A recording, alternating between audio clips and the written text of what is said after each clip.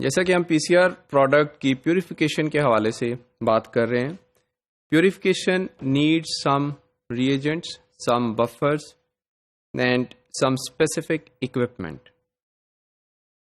Buffers में we need to use a highly concentrated ammonium acetate solution. Chloroform is required, ethanol is required, phenol and chloroform for an organic phase is required. Then to dissolve the purified DNA, we need the TE buffer, which is tris EDTA buffer, and its pH should be set around 8.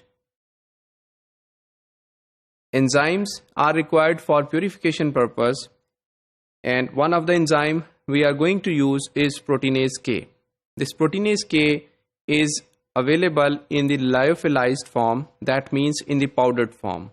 This lyophilized form is going to be dissolved as per the instruction if you get it new, and once you dissolve it, you make it solution, it should be stored in the form of aliquots, small volumes, and then it can be used for purification of the DNA.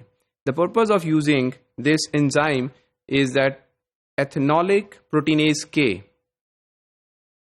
The purpose of using the ammonium acetate in the presence of ethanol is the reason that the non-incorporated DNTPs from the PCR product, from the PCR mixture, can be isolated without disturbing the amplified product.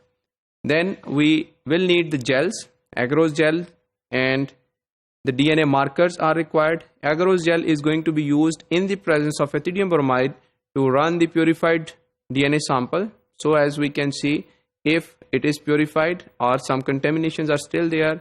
Then in the presence of DNA marker, we can determine the exact size of the amplified product. Then we need the PCR product which we have to work with.